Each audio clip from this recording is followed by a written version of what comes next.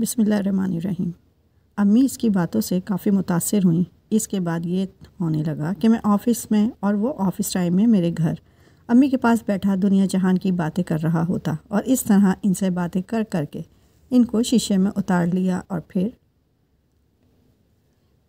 میرا نام افشا ہے، میں اور عارف ایک ہی بینک میں کام کرتے تھے۔ جب ہم ٹریننگ پر تھے تو عارف کی چیئر میرے برابر میں تھی۔ میری انگلش تھوڑی ویک تھی۔ عارف نے محسوس کر لیا کہ کسی لمحے میرا قلم رک جاتا ہے اور میں سوچنے لگتی ہوں۔ وہ نہایت ذہین آدمی تھا، فوراً بھاپ جاتا اور جو لفظ میں ذہن کے نہا خانوں میں ڈھونڈ رہی ہوتی فوراً کاغذ پر لکھ کر آگے کر دیتا۔ اس امتحان میں عارف نے میری کافی مدد کی۔ میں اس کی ازحد مشکور تھی۔ ٹریننگ ختم ہو گئی، ہم اپنے آفس میں واپس آ گئے۔ ہماری تعیناتی ایک ہی فلور پر ہوئی۔ میری سیٹ اس کی سیٹ کے سامنے تھی۔ میں ایک پاکیزہ خیال، سیدھی سادی اور سادہ لو لڑکی تھی۔ فیشن کی الف بے تک نہ جانتی تھی۔ ڈیوٹی کے اوقات میں سارا دن سر پر دوپٹہ اوڑھے رہتی، چست لباس نہ پہنتی تھی۔ میک اپ کا دور کبھی واسطہ نہ تھا۔ دور جدید میں جہاں چمکتی دمکتی لڑکیاں کھٹ کھٹ کرتی آتیں، میں پاؤں میں سادہ چپل ڈالے خاموشی سے اپنی کرسی پر آ کر بیٹھ جاتی۔ سر جھکائے تمام وقت کام کرتی رہتی، کسی سے بات نہ کرتی اور کینٹین تک نہ جاتی۔ پرس میں بسکٹ یا گھر سے سینڈوچ بنا کر لاتی اور اسی پر گزارا کر لیا کرتی۔ عارف کو اپنا محسن سمجھتی تھی، سامنے سے گزرتے ہوئے اسے ضرور سلام کرتی تھی، لیکن اس سے زیادہ راہ و رسم نہ رکھتی تھی۔ جب کبھی آفس ورک میں کچھ دشواری محسوس کرتی، عارف سے پوچھ لیتی اور وہ پوری توجہ سے میری رہنمائی کرتا۔ پہلے وہ میرا محسن تھا، اب میں نے اسے اپنا استاد بھی مان لیا تھا اور پہلے سے زیادہ ادب اور لحاظ کرنے لگی۔ نرمی اور انکساری سے بات کرتی۔ وہ کہتا، یہاں اچھے لوگ کم اور برے لوگ زیادہ ہیں۔ تم نہیں جانتی یہ اپنے ساتھ کام کرنے والی لڑکیوں کے بارے میں بعد میں کیسی کیسی باتیں کرتے ہیں۔ اگر سن لو تو دفتر آنا چھوڑ دو۔ میں دفتر آنا کیسے چھوڑ سکتی تھی؟ اتنی مشکل سے مجھے ملازمت ملی تھی، وہ بھی مرحوم والد کے ایک دوست کی سفارش پر۔ مجھے اپنی بیوہ ماں، 2 چھوٹی بہنوں اور ایک بھائی کی کفالت کرنی تھی جو بھی اسکول میں پڑھ رہے تھے۔ جو عارف کہتا اس کی ہر ہدایت پر عمل کرتی رہتی، کسی سے دفتر میں بلا ضرورت بات نہ کی۔ میری فطرت ہی نہ تھی غیر مردوں سے بلا وجہ باتیں کرنے یا فری ہونے کی۔ میں برانچ میں ایک اچھی اور نیک نام لڑکی جانے لگی۔ کچھ دنوں سے محسوس کر رہی تھی کہ آفس کی چھٹی کے بعد وہ سڑک پر کھڑا ہو جاتا ہے۔ میں نے دیگر لڑکیوں کے ساتھ وین لگوا لی تھی۔ میں جب تک وین میں سوار نہ ہوتی وہ وہاں کھڑا رہتا۔ ایک روز میری ساتھی لڑکی نے کہا، افشاں، یہ عارف کو پتہ نہیں کیا ہو گیا ہے، آدھے گھنٹے تک دھوپ میں کھڑا رہتا ہے۔ جب تک ہماری وین نہیں چل پڑتی تب تک یہ اپنی گاڑی میں نہیں بیٹھتا۔ لگتا ہے جیسے یہ ہم لڑکیوں میں سے کسی کی نگرانی کرتا ہے۔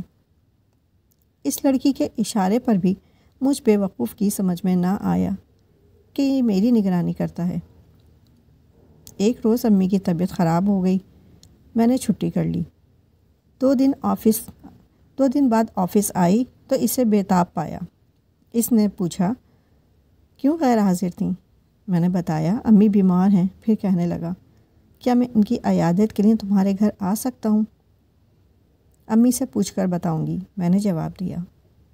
اگلے دن امی کے لیے پھر مجھے چھٹی کرنا پڑی۔ آفس ٹائم کے بعد وہ ہمارے گھر آ گیا۔ میرا پتہ اس نے میری آفس فائل سے نہ جانے کب کا نوٹ کر کے رکھا ہوا تھا۔ دروازے پر اسے کھڑا دیکھ کر تو حیران رہ گئی۔ اس نے کہا، کیا اندر آنے کو نہ کہو گی؟ اب اتنی تو بد اخلاق نہیں ہو تم۔ آ جائیے، مجھے کہنا پڑا۔ تمہاری والدہ کی عیادت کرنے آیا ہوں، ان سے ملواؤ۔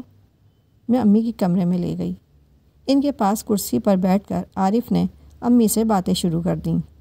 باتوں کا تو وہ ماہر تھا، امی کو خوب اپنی باتوں سے لبھایا۔ آپ مجھے اپنا بیٹا سمجھیے، آپ کا بیٹا بھی چھوٹا ہے، یہ میرا فون نمبر ہے، جب ضرورت پڑے، ڈاکٹر کے پاس جانا ہو، اسپتال جانا ہو، مجھے فون کر دیجیے گا، میں حاضر ہو جاؤں گا۔ امی اس کی باتوں سے کافی متاثر ہوئیں۔ میں نے چائے پلائی اور رخصت کیا۔ اس کے بعد یہ ہونے لگا کہ میں آفس میں اور وہ آفس ٹائم میں میرے گھر امی کے پاس بیٹھا دنیا جہان کی باتیں کر رہا ہوتا۔ ان سے باتیں کر کر کے ان کو شیشے میں اتار لیا۔ میں چھٹی کے بعد گھر پہنچی، امی بتانے لگیں، عارف آیا تھا، یہ کیک لایا ہے، میری عیادت کے لیے چھٹی کر لی تھی اس نے۔ میں حیرت سے انہیں دیکھتی، میں تو چھٹی نہیں کرتی، اسے میری ماں کی زیادہ فکر کیوں تھی کہ چھٹی کر کے آ بیٹھتا تھا میری ماں کے پاس۔ ایک روز اس نے اپنا مدعا بیان کر ہی دیا، امی سے میرا ہاتھ مانگ لیا، وہ بھی میری غیر موجودگی میں۔ وعدہ کیا کہ میرے بھائی کی نوکری لگوا دے گا۔ ہمارا مکان خستہ حال تھا، بینک سے لون لے کر دیا اور مرمت کے وقت مزدوروں کے ساتھ کھڑا رہا۔ امی اس کی باتوں میں آ گئیں، مجھے سمجھاتی، بہت شریف انسان ہے، رشتہ مانگ رہا ہے تمہارا عزت سے، تمہاری شادی کی یہی عمر ہے، کہیں عمر نہ نکل جائے۔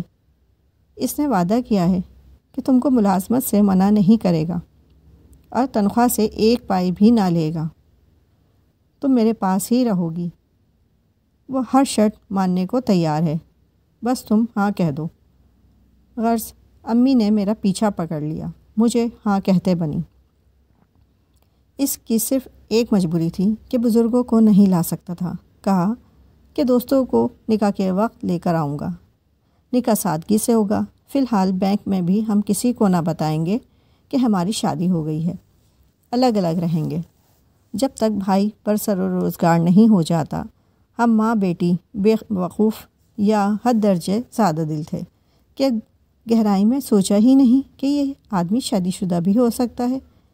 اس کے بارے میں کسی سے معلوم تو کرنا چاہیے، وہ کیوں شادی کو اس قدر خفیہ رکھنے پر اصرار کر رہا ہے۔ امی بیچاری زمانے کی چالاکیوں کی کیا خبر، ان کو تو بس اس بات کی پڑی تھی کہ میری شادی جلد از جلد ہو جائے۔